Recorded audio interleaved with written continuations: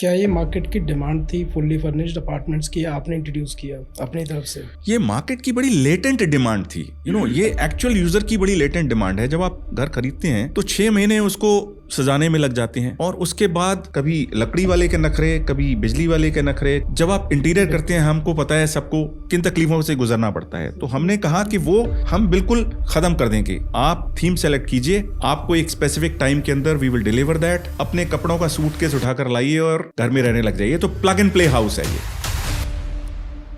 कोई भी व्यक्ति या तो हीरो की कंपनी में काम कर रहा हो या गवर्नमेंट जॉब हो, दोनों बराबर है। ये बात बिल्कुल सच है, और इसका सबसे बड़ा एग्जाम्पल तो मैं खुद हूँ। अच्छा। सरकारी जॉब का मतलब क्या होता था कि आप लॉन्जिविटी हो, और हीरो में मैंने खुद देखा है कि जनरेशन्स ने काम किया है। पिता ने काम किया है, उसके बाद बेटे ने काम किया है। जो हमारे युवा हैं, हमेशा कंजम्पशन युवा लोग ज्यादा करते हैं किसी इकोनॉमी के अंदर। ये बड़ी जानी सी बात है, और अगले 25 साल तक हम सबसे ज्यादा युवा देश होने का गौरव प्राप्त करते रहेंगे। उसके बाद हमारी ओल्ड एज शुरू हो जाएगी। जैसे जापान है, China is getting older, India is getting younger.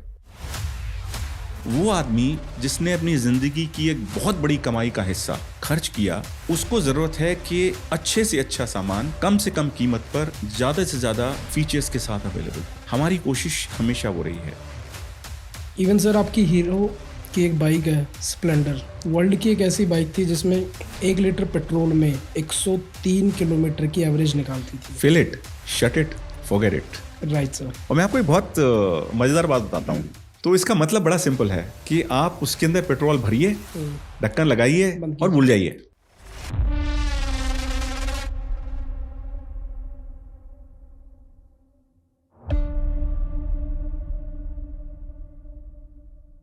Hello everyone, my name is Vipin Chaudhary and welcome to another episode of builders on board. हमारी सीरीज का मोटिव है कस्टमर्स के, होम बायर्स के ग्राउंड लेवल के क्वेश्चंस को हम डेवलपर के higher management तक लेके जाए और उनसे उनके ओपिनियन हम जाने और कस्टमर्स को बताएं। So today we have invited a builder जिन्होंने 1956 में अपना सफ़र स्टार्ट किया एक साइकिल के साथ में, और आज 2025 में वो ड्राइव करते हैं पूरी रियल एस्टेट मार्केट को। I hope you guessed it right. हम बात कर रहे हैं हीरो रियल्टी की, और आज हीरो रियल्टी को यहाँ पे प्रेजेंट करने आ रहे हैं board member CFO mister Joginder Singh. So आइए बिना किसी देरी के स्टार्ट करते हैं इस पॉडकास्ट को। Hello sir, how are you? I am good, I am wonderful, thank you. Thank you sir, thanks for coming to our podcast sir. Thank you. I always say बाबे दी फुल कृपा। मैंने जब बात की अपने लोगों से कि अच्छा डैडी है क्या, एक तो मुझे नाम बड़ा अच्छा लगा आपका, थैंक यू। और मुझे पता लगा कि आपने बहुत अच्छा काम किया है, स्पेशली इस ज्योग्राफी के अंदर बहुत अच्छा काम किया है। आपका अपना एक स्टैंडिंग, एक रेपुटेशन और एक नाम है। मैं विश करता हूं कि आप और ज़्यादा अच्छा काम करें, फलें, और हम सबके साथ मिलकर एक अच्छे शुरुआत हो हमारी। आप रियल एस्टेट में सर कब आए, कैसे आपकी जर्नी स्टार्ट हुई मुंजाल साहब के साथ में, और कितना भी टाइम हो चुका है आपको यहाँ पे? तो मेरा संबंध हीरो से बहुत पुराना है। 1987 में मैंने CA किया, और 1988 में मैंने हीरो ग्रुप में प्रवेश किया। एक तरह से मेरी मुलाकात मिस्टर सुनील मुंजाल से हुई, और उन्होंने मुझे मौका दिया कि मैं हीरो के साथ काम करूं। लुधियाना में मैं एक एक्सटर्नल कंसल्टेंट की तरह से मैंने काम शुरू किया। हीरो ग्रुप की कुछ कंपनीज जो लुधियाना में थी उनके साथ काम शुरू हुआ। इसके अलावा और भी जो बड़ी कंपनीज थी, कुछ थापा ग्रुप की कंपनी थी, कुछ भारतीय टेलीकॉम के साथ भी। 5 साल काम करने के बाद मुझे मौका मिला कि मैं हीरो ग्रुप को ज्वाइन करके टेबल के इस तरफ आ जाऊं। Okay. So which was a very good opportunity. So you joined Hero as a CFO, right sir? That's very right. So I joined Hero. तो मेरा ये सफ़र जो 1988 से शुरू हुआ तब से लगातार जारी है। इसके बीच में कुछ सालों के लिए हीरो ने एक जॉइंट वेंचर किया मर्सिडीज के साथ, डाइमलर के साथ, भारत बेंज ट्रक्स और बसेस बनाने के लिए। करेक्ट। वो जॉइंट वेंचर 1 साल बाद ख़त्म हो गया, लेकिन मुझसे कहा गया कि मैं वहाँ काम जारी रख सकता हूँ। तो मैं लगभग 8 साल चेन्नई रहा, भारत बेंज ट्रक्स और बसेस, जहाँ मैं नंबर 1 एम्प्लॉई था। अच्छा। तो दुनिया भर के सिस्टम्स देखे, बड़ी कंपनीज के, MNCs के सिस्टम्स देखे, बहुत काम किया। और उसके बाद फिर दोबारा मुझे मौका मिला कि मैं हीरो के साथ फिर से जुड़ सकूं। हीरो एंटरप्राइज में मैं 2016 में दोबारा आया और 2016 से लगातार मैं हीरो के साथ हूँ। हीरो एंटरप्राइज की जब हम बात करते हैं तो 3 मेजर ऑपरेटिंग कंपनीज हम रन करते हैं। एक स्टील मैन्युफैक्चरिंग कंपनी है लुधियाना में, जहां हम CRCA बनाते हैं। एक हीरो इंश्योरेंस ब्रोकिंग कंपनी है जो इंडिया की सबसे बड़ी इंश्योरेंस कंपनीज में से एक है। और तीसरा रियल एस्टेट का बिजनेस। तो मेरा जुड़ाव तब से हीरो के साथ रहा है। तो काफी लंबा वक्त गुजारा मैंने हीरो के साथ, और बल्कि जब मैं मर्सिडीज में था वहां भी मुझे कई लोग हीरो कह के ही संबोधित किया करते थे। अच्छा। मैंने अपने आप को हीरो से कभी अलग नहीं समझा। तो इन दैट सेंस तकरीबन 35 साल प्लस ग्रुप के साथ मैंने काम किया है। सो इन सभी वर्टिकल में से आपका फेवरेट वर्टिकल कौन सा है? इस वक्त की अगर मैं बात करूं तो रियल एस्टेट एक उभरता हुआ सितारा है। हम देखें दुनिया में ट्रेंड्स आते हैं कई तरह के, और अभी जो एक ट्रेंड चल रहा है वो अर्बनाइजेशन बहुत बड़ा ट्रेंड है। करेक्ट। नंबर 1। नंबर 2, जो नई पीढ़ी है उसके सोच का तरीका भी अलग है। आजकल तो हम उसको बीटा जनरेशन कहते हैं। यस, 1 जनवरी 2025 से जनरेशन बीटा जनरेशन हो गई वो। इस जनरेशन की सोच अलग है। तो ये एक ऐसा कॉम्बिनेशन है, मेरी नजर में बड़ा डेडली कॉम्बिनेशन है। अच्छा। अर्बनाइजेशन एक तरफ और नए भारत की सोच एक तरफ। तीसरी बात मैं समझता हूं कि ये निश्चित रूप से भारत के लिए अमृतकाल है। अमृतकाल सिर्फ इसीलिए नहीं है कि हम 75 वर्ष भारत की स्वतंत्रता के वहां से और 100 वर्ष जब 2047 में होंगे, करेक्ट, वहां जाने वाले हैं। तो इस कालखंड को अमृतकाल बोलते हैं। हाँ, हमारे माननीय प्रधानमंत्री मोदी ने अमृतकाल कहा, और बहुत गहरा मतलब है इसका। अमृतकाल वाकई जब दुनिया में बिजनेसेस डाउनस्लाइड पे रहे, भारत उनमें से एक सबसे बड़ा चमकता हुआ सितारा रहा। और ये वर्ल्ड बैंक ने भी कहा, वर्ल्ड की सारी इकोनॉमीज ने कहा कि जब बाकी सारी इकोनॉमीज डी ग्रो कर रही थी या 1-2% के ग्रोथ रेट के ऊपर थी, चाइना भी नीचे जा रहा था, वो 4.5, 5.25% के आसपास था। India was still growing at 6.5-7%। जो हमारे युवा हैं, हमेशा कंजम्पशन युवा लोग ज्यादा करते हैं। करेक्ट। किसी इकोनॉमी के अंदर ये बड़ी जानी सी बात है। और अगले 25 साल तक हम सबसे ज्यादा युवा देश होने का गौरव प्राप्त करते रहेंगे। उसके बाद हमारी ओल्ड एज शुरू हो जाएगी, जो आज जैसे जापान है, China is getting older, correct, India is getting younger, right. और उस यंग एज में भी if I really look at 35+ जो एज कैटेगरी है, that is the golden consuming age. तो भारत के पास एक सुनहरा मौका है, और उसके साथ साथ भारत के पास ये बड़ा अच्छा इकोसिस्टम भी है जो जनरेट हुआ, चाहे वो स्टार्टअप के थ्रू, चाहे मेक इन इंडिया के थ्रू। तो जो पॉलिसीज हैं उसका इकोसिस्टम भी इतना अच्छा है कि भारत को प्रोग्रेस करना है। इसलिए इस इकोसिस्टम के अंदर और इन सब अर्बनाइजेशन और डेवलपिंग टेस्ट, चेंजिंग टेस्ट की जब मैं बात करता हूं, तो रियल एस्टेट एक ऐसा क्षेत्र है जो अगले कई दशकों तक, अगले कुछ दशकों तक डेफिनेटली ग्रो करने वाला है भारत में।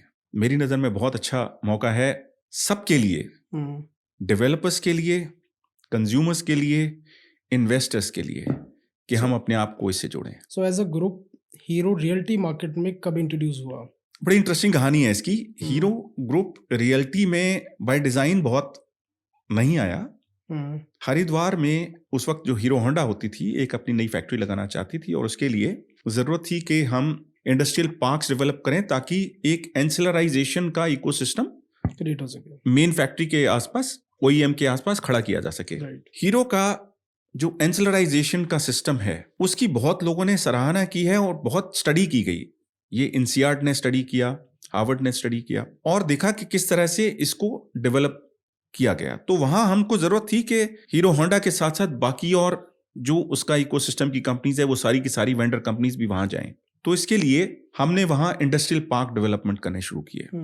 तो वहां हमने 5 इंडस्ट्रियल पार्क डेवलप किए, जिसके अंदर 200 से 250 कंपनीज को वो पार्क्स अलॉट हुए। और चूंकि 200 से 250 कंपनीज वहां आई, तो वहां जरूरत थी कि जो लोग वहां आकर ज्वाइन करेंगे उनके रहने के लिए भी व्यवस्था होनी चाहिए। तो हमने वहां plotted development, multi storey development हर वर्ग के लोगों के किए। उसमें जो सीनियर मैनेजर्स के लिए भी किया हमने, करेक्ट, उसमें हमने मिडिल मैनेजर्स के लिए भी किए, सुपरवाइजर और वर्कर्स के लिए भी हमने वहाँ एक स्पेसिफिक प्रोजेक्ट किया। वहाँ काफ़ी कुछ काम हम अब ख़त्म कर चुके हैं। अभी कुछ हमारा प्लॉटेड डेवलपमेंट वहाँ और है जो हम कर रहे हैं, थोड़ा कमर्शियल डेवलपमेंट कर रहे हैं। और ये कौन सी ईयर में स्टार्ट किया था आप लोगों ने? I think this was in 2012-13 type, yes, around that time, or maybe about 2010 or so it was started. So it's quite early. So it got converted into a real estate company. और हरिद्वार के experiment के बाद हमने सोचा कि इसको और जगह भी हम एक्सटेंड करते हैं, तो हम मोहाली गए। मोहाली में बहुत शानदार डेवलपमेंट है। एक प्रोजेक्ट हम ऑलरेडी डिलीवर कर चुके हैं, 500 फैमिलीज वहाँ रहती हैं। हरिद्वार में भी तकरीबन 1500 फैमिलीज रहती हैं।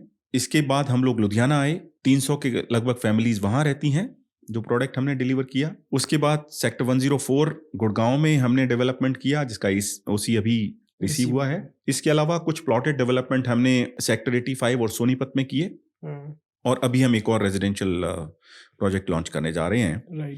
इसके अलावा भी अगले 3 से 4 महीने के अंदर हम मोहाली में एक प्रोजेक्ट लॉन्च करेंगे। लुधियाना में एक फेज हम लॉन्च करने जा रहे हैं। मोहाली लुधियाना में आपके हाई राइजेज है, विलास? ये सारे हाई राइज हैं। ये सारे हाई राइज हैं। तो हमारा ध्यान हाई राइज पर ज्यादा है, हमने विलास डेवलपमेंट नहीं किए। So this is as far as Hero realties is concerned. Hero Homes हमारा ब्रांड है, तो हीरो होम्स के ब्रांड के अंदर हम काम करते हैं।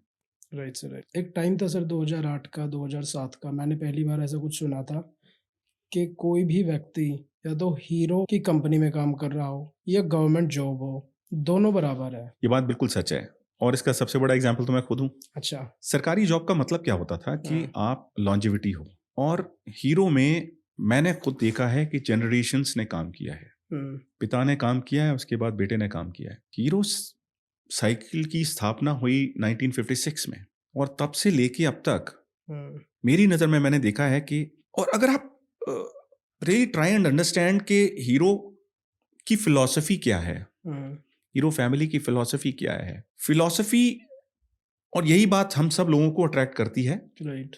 वो फिलॉसफी है कि the focus on quality and excellence is a way of life for them. Excellence क्या होता है? एक्सीलेंस है आपके जीवन जीने का तरीका, आपका माइंडसेट, आपके प्रोसेसेस।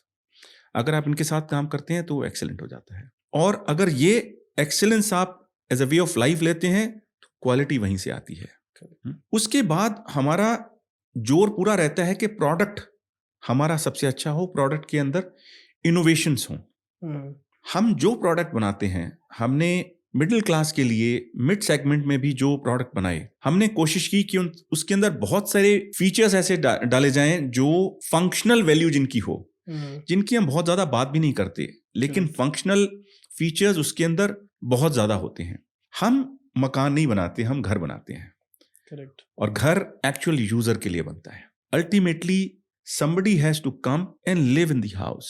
वो आदमी जिसने अपनी जिंदगी की एक बहुत बड़ी कमाई का हिस्सा खर्च किया, उसको जरूरत है कि अच्छे से अच्छा सामान कम से कम कीमत पर ज्यादा से ज्यादा फीचर्स के साथ अवेलेबल हो। हमारी कोशिश हमेशा वो रही है। हमारे जो फीचर्स हैं वो अक्सर काफी महंगे मकानों के जो फीचर्स होते हैं वहां हम अवेलेबल कराते हैं। तो ये इनोवेशन हमारा हर प्रोडक्ट के अंदर साथ रहता है।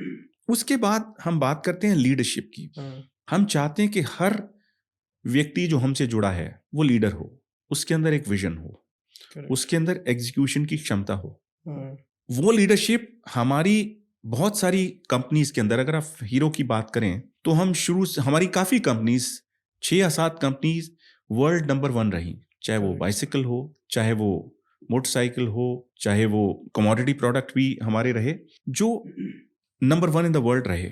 इवन सर आपकी हीरो की एक बाइक है स्प्लेंडर, वर्ल्ड की एक ऐसी बाइक थी जिसमें 1 लीटर पेट्रोल में 103 किलोमीटर की एवरेज निकालती थी। Fill it, shut it, forget it.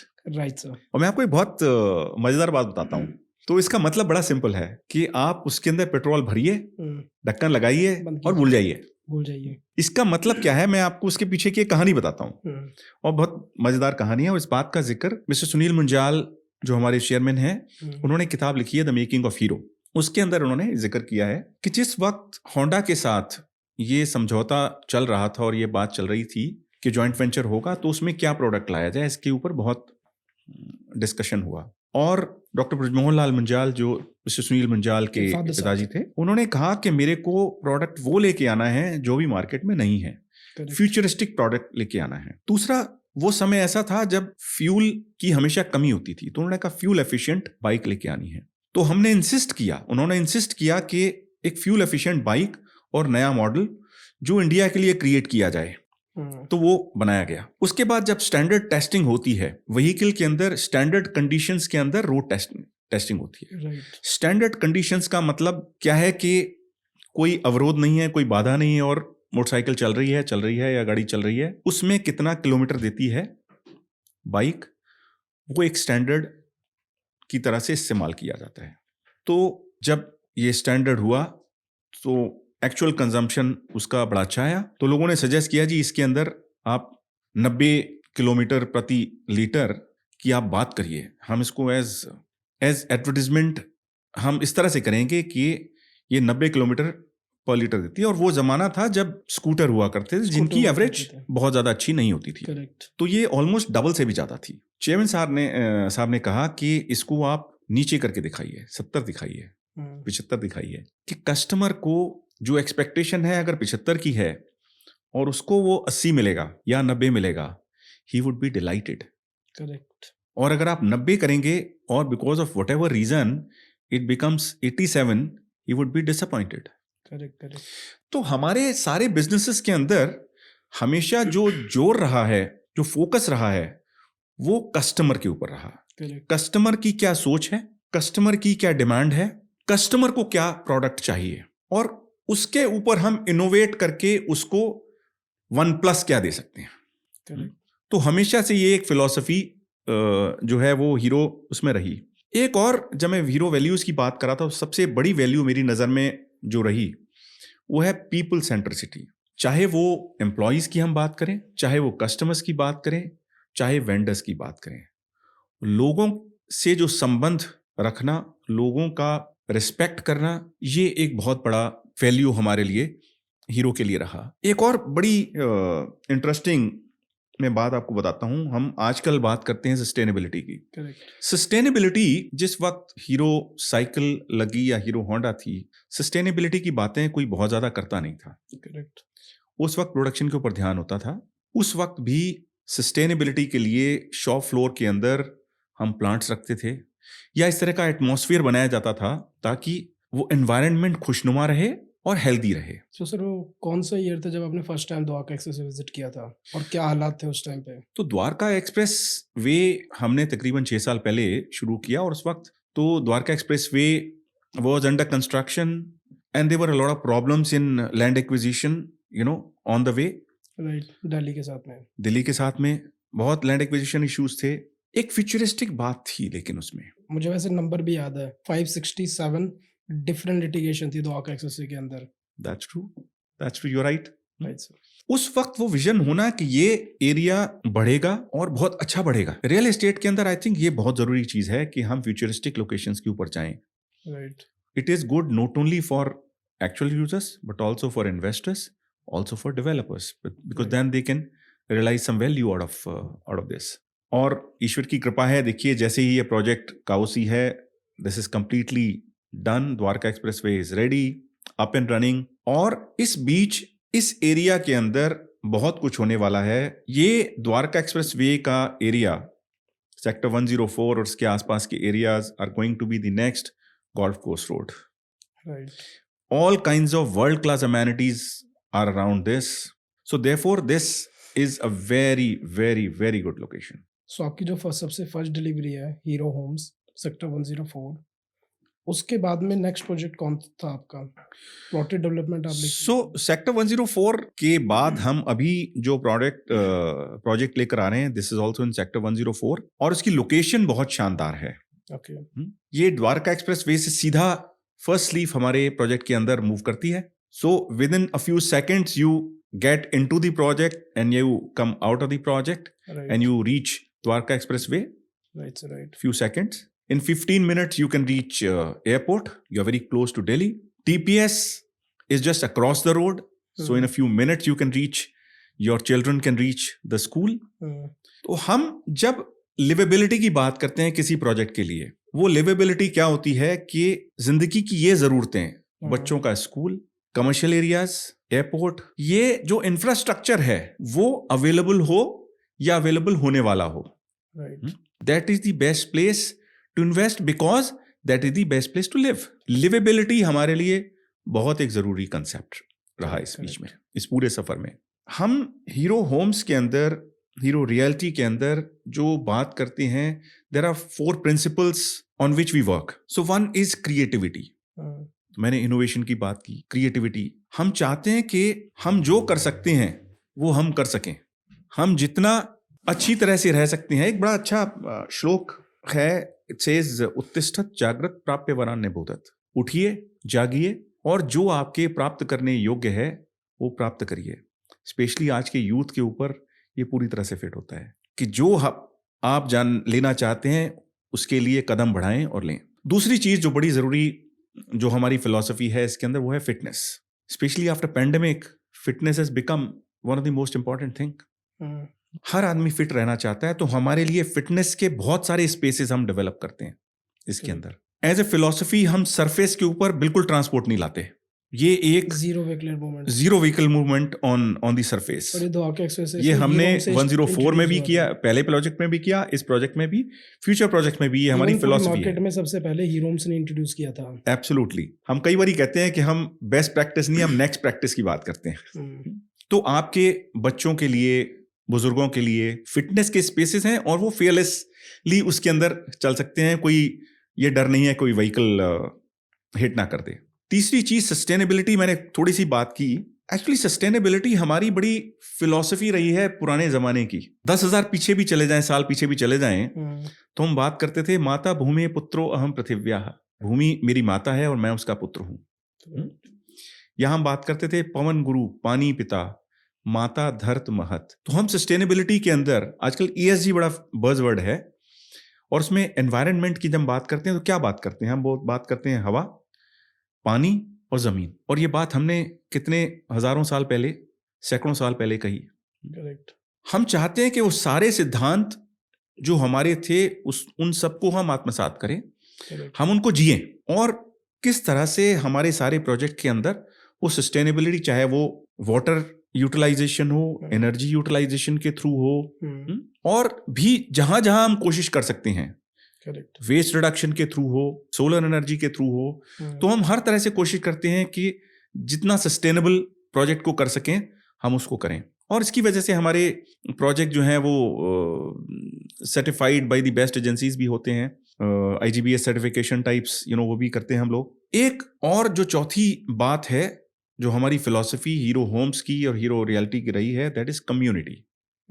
हम चाहते हैं कि हम कम्युनिटी के साथ रहें, साथ साथ हम एक दूसरे को समझें. दुनिया भर में आजकल एक बहुत बड़ी बीमारी है अकेलापन, और हम चाहते हैं कि हमारी प्रोजेक्ट्स के अंदर, जो आप सबके प्रोजेक्ट्स हैं, हम कम्युनिटी डेवलपमेंट की बातें करें, हम एक दूसरे से मिलके रहने की बातें करें. तो वो हम बात करते हैं ताकि सब लोग, चाहे वो डिफरेंट, हम कोशिश करते हैं डिफरेंट फेस्टिवल्स को एक साथ मनाने की, लोगों को के विचारों को थोड़ा सा जगाने की, साथ साथ मिलके लोग बात करें, साथ साथ रहें, साथ साथ बोलें, साथ साथ चलें.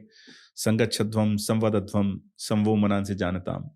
तो इस तरह से ये हमारे 4 सिद्धांत रहे हैं, फिलॉसफीज रही हैं: क्रिएटिविटी, कम्युनिटी, फिटनेस और सस्टेनेबिलिटी, जिसकी हम हमेशा बात करते हैं. और वो सारे हमारे प्रोजेक्ट में आपको मिलेंगी. और इसके साथ में इस बार आपने एक नई चीज इंट्रोड्यूस की है, यूरोपियन थीम. जी, हम अब तक मिड सेगमेंट में काम करते रहे हैं. चूंकि टेस्ट स्पेशली पोस्ट पैंडेमिक बदला, तो हमने वहां ये नेचुरल प्रोग्रेशन, हमारे लिए स्वाभाविक प्रक्रिया थी कि हम उस तरफ जाएं, और हमने लग्जरी प्रोडक्ट्स बनाने, बड़े प्रोडक्ट्स बनाने शुरू किए. पैंडेमिक के बाद लोगों को क्या चाहिए था कि घर बड़े हों, खुले हों, हवादार हों, और जीवन को जिया. मैं बहुत बड़ी बात करता हूं कि जिंदगी जीनी है या जिंदगी काटनी है. करेक्ट. हम हमेशा कहते हैं जिंदगी को जियो, और जिंदगी जीने के लिए जो अमेनिटीज, जो हमको फैसिलिटीज चाहिए, वो सारे हम प्रोजेक्ट के अंदर लेकर आए. तो हमने उसको, एक यूरोपियन थीम है जिसके ऊपर हमने बात की है, लेकिन उसके साथ साथ हम हमने क्या किया कि एक तो साइज बड़ा किया प्रोडक्ट का। हमने कहा था there is more to 104। Correct. तो अब कैसे आप कुछ खुलापन, बड़े अपार्टमेंट्स की तरफ जाएं और उनमें क्या क्या फैसिलिटीज करें, और उसके बाद आपकी घर पर अपनी स्टैंप कैसे लगे। आप देखिए, जो नॉर्मल ऑफरिंग होती हैं, आपको एक स्टैंडर्ड घर बना के मिल जाता है, और उसके बाद हम चाहते हैं कि हर घर पर आपकी अपनी स्टैंप हो, और अपनी स्टैंप कैसे, बिकॉज वो मकान नहीं है, वो घर है। तो हमने देयर आर अबाउट 10+ थीम्स, 10 से ज्यादा थीम्स हैं जो हमने दी हैं, जिसमें आप यूरोपियन थीम के ऊपर अपने घर को इंटीरियर कर सकते हैं। ये सारे ऑप्शंस आपके पास अवेलेबल हैं as an option we will have. So आपको यूरोपियन थीम है, आपके पास इंडियन थीम है, आपके पास कंटेम्पररी थीम है। और इन थीम्स के अंदर भी आपके पास you can have a base standard, you can have a comfort standard, and you can have a luxury standard. So आप किस तरह से रहना चाहते हैं ये आप डिसाइड करें। ये ऑप्शन मार्केट में बिल्कुल अवेलेबल नहीं था। So this is for the first time we have come up with these options, and we have given multiple options to people, and we have हम लोग प्रोसेस और प्रोडक्शन के लोग हैं, तो हमारे पास पूरा बैकअप तैयार है कि इसको एग्जीक्यूट कैसे करना है। Correct. So this will also be a first in the market, जो मैं बात कर रहा था, next practice. This will become the practice in some time. When we deliver this will be taken up by people, कि किस तरह से पर्सनल स्टैंप एक कस्टमर की अपने घर के ऊपर लगे, ठीक है, और अच्छी कीमत में। क्या ये मार्केट की डिमांड थी फुल्ली फर्निश्ड अपार्टमेंट्स की, आपने इंट्रोड्यूस किया अपनी तरफ से? ये मार्केट की बड़ी लेटेंट डिमांड थी। ये एक्चुअल यूजर की बड़ी लेटेंट डिमांड है। जब आप घर खरीदते हैं तो 6 महीने उसको सजाने में लग जाते हैं, और उसके बाद आपके पास कभी लकड़ी वाले के नखरे, कभी बिजली वाले के नखरे, कभी जब आप इंटीरियर करते हैं, हमको पता है सबको कि किन तकलीफों से गुजरना पड़ता है। तो हमने कहा कि वो हम बिल्कुल खत्म कर देंगे। आप थीम सेलेक्ट कीजिए, आपको एक स्पेसिफिक टाइम के अंदर वी विल डिलीवर दैट।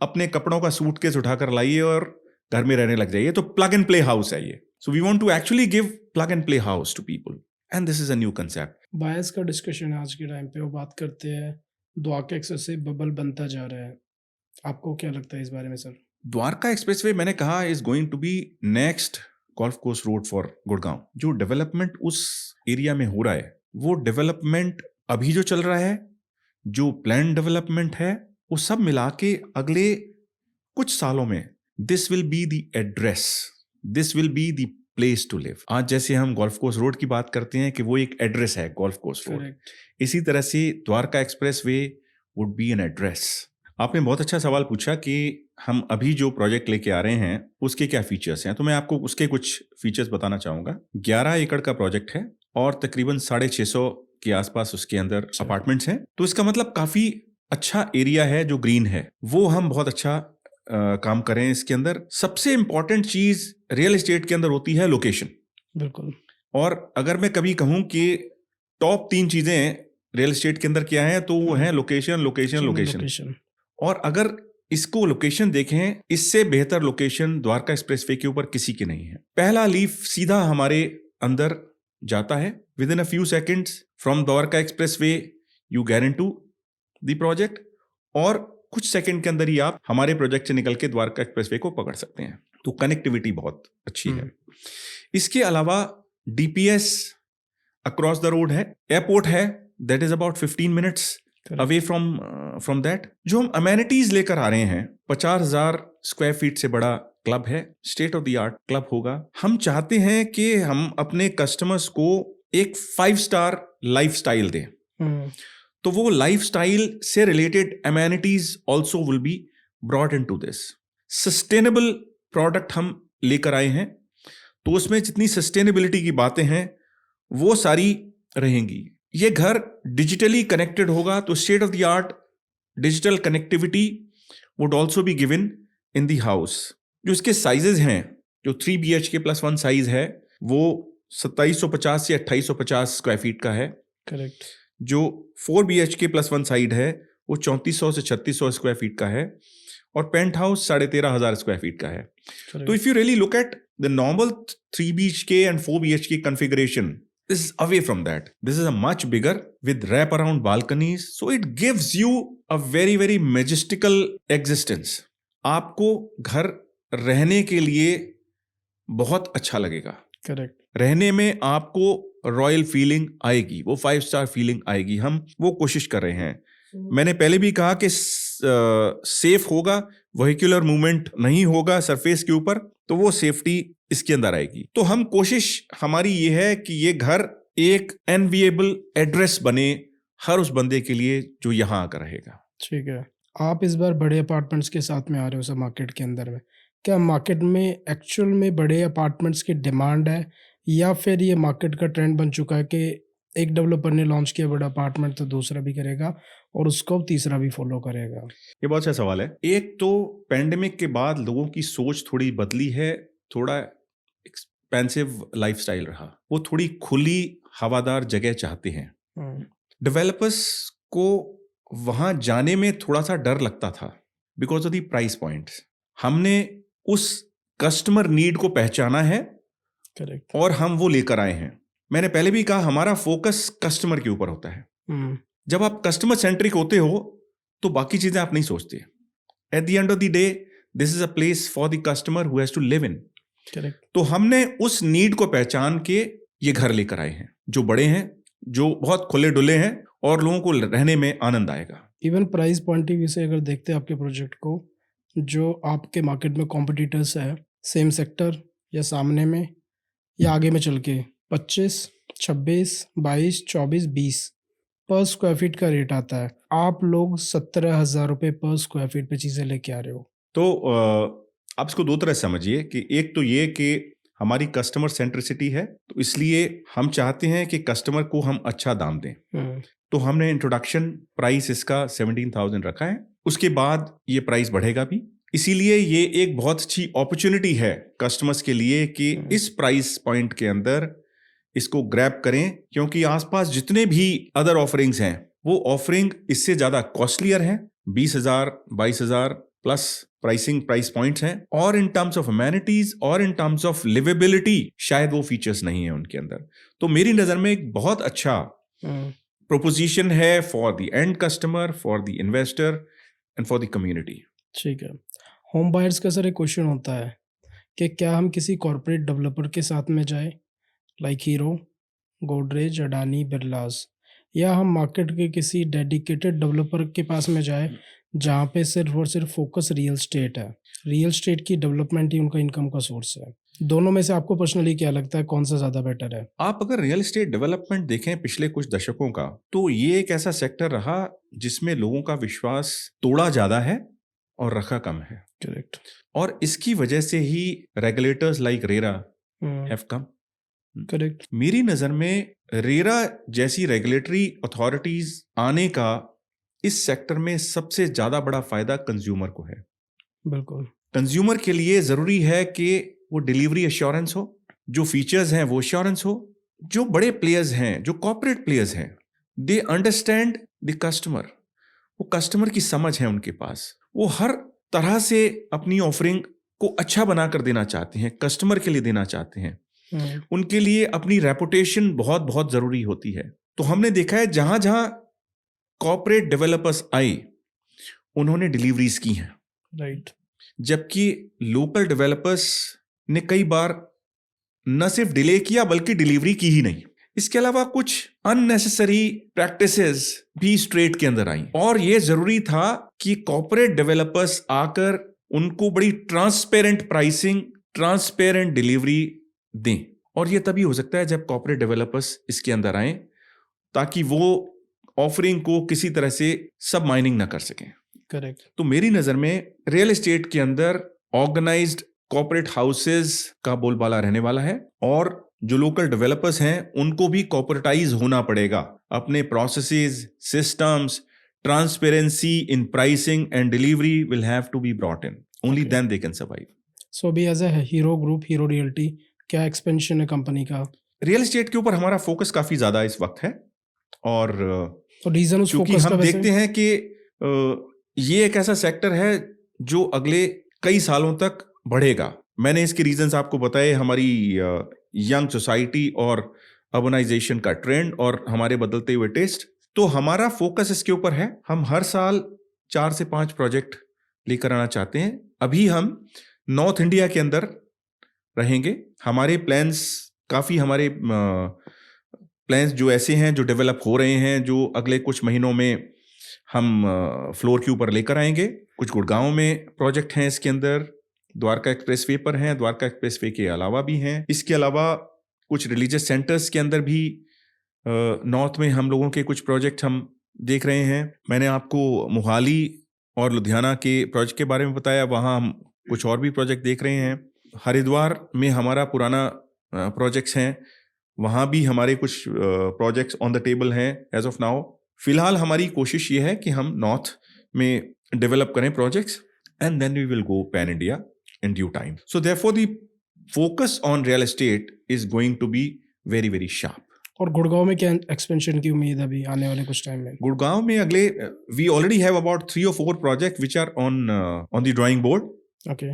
और हमेशा ये होता है कि जब आपके 4 या 5 प्रोजेक्ट होते हैं, उसमें से 2 या 3 हम ग्राउंड के ऊपर लेकर आते हैं, बिकॉज वो 4 या 5 प्रोजेक्ट भी 40 में से छन कर आए हैं। करेक्ट। तो मुझे लगता है कि अगले कुछ 6 से 9 महीनों के अंदर हम और प्रोजेक्ट की भी घोषणा करेंगे। इसके अलावा गुड़गांव के अंदर में जी, क्या वो द्वारका एक्सेस ही होने वाले हैं? नहीं, इसके अलावा भी हम जाएंगे। इसके अलावा भी हम विद इन गुड़गांव और ज्योग्राफीज भी देखेंगे। It's not necessarily only on Dwarka expressway. Dwarka expressway का भी एक प्रोजेक्ट हम अभी सोच रहे हैं, बट उसके अलावा भी और ज्योग्राफी के अंदर भी हम देखेंगे। ठीक है। आपने आज तक अभी कोई कमर्शियल प्रोडक्ट की डेवलपमेंट नहीं की सर? हमने इंडिपेंडेंटली कमर्शियल डेवलपमेंट नहीं किया, जो as part of the project है वो हमने किया। And this is by choice. We want to concentrate on residential part only. Commercial is a different ball game. वो उस बिजनेस की अपनी खुद की कुछ विशेषताएं हैं, दैट इज प्रॉफिट मैक्सिमाइजेशन। और जो भी है, जब हम करना चाहेंगे तो उस तरह का एक ऑर्गेनाइजेशन तैयार करेंगे और वो भी करेंगे। फिलहाल हम अभी कमर्शियल प्रॉपर्टीज की तरफ नहीं देख रहे। कोई प्लान नहीं है फिलहाल? कोई प्लान नहीं है। जो प्रोजेक्ट्स के अंदर में अंदर से निकल कर आती है, जैसे इस प्रोजेक्ट के अंदर they would be a very good commercial development, but part of the residential product only. ठीक है।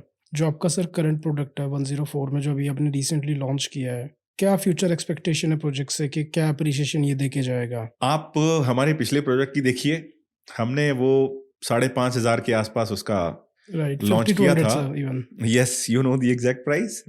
आजकल 14, 15, 16 राइट चल रहा है उसका प्राइस। राइट। तो एप्रिसिएशन इस ज्योग्राफी के अंदर हमको मिलेगा और अच्छा मिलेगा, और स्पेशली जितना हमने अट्रैक्टिव प्राइस लॉन्च पर रखा है, I am 100% sure people will get very good appreciation. Investors are going to be very very happy on this. क्या लगता है आपको पोजीशन तक ये 30, 35, 40 हज़ार जाएगा? मुझे लगता है होना चाहिए जी। सो अभी न्यू होम बायर्स के लिए आपका क्या सजेशन रहेगा कि वो किस तरीके से प्रॉपर्टी प्लान करें द्वारका एक्सेस पे? क्या सब चीज़ें जो एक होम बायर किसी भी प्रॉपर्टी को फाइनलाइज करने से पहले जाने, पहचाने और देखे? होम बायर्स के लिए कुछ एक चीज़ें जो बहुत ज़रूरी हैं देखने वाली। Number 1, what is the location? Location is king, that's number 1। Number 2, उसको कौन डेवलप कर रहा है, वो डेवलपर कौन है। There has to be a trust and transparency with that developer. That is very very important. Developer plays a very crucial role. Third, financing क्या है, फाइनेंसिंग ऑप्शंस क्या हैं उसके, वो बहुत जरूरी है। इसके अलावा जहां हम बात कर रहे हैं उस प्रोजेक्ट के अंदर कैपिटल एप्रिसिएशन क्या हो सकता है और रेंटल वैल्यू क्या हो सकती है, दोनों चीजें जरूरी हैं। कुछ लोग रेंटल वैल्यू के लिए इस्तेमाल करना चाहते हैं, कुछ लोग कैपिटल एप्रिसिएशन एज इन्वेस्टर देखना चाहते हैं। दोनों चीजें बहुत जरूरी हैं।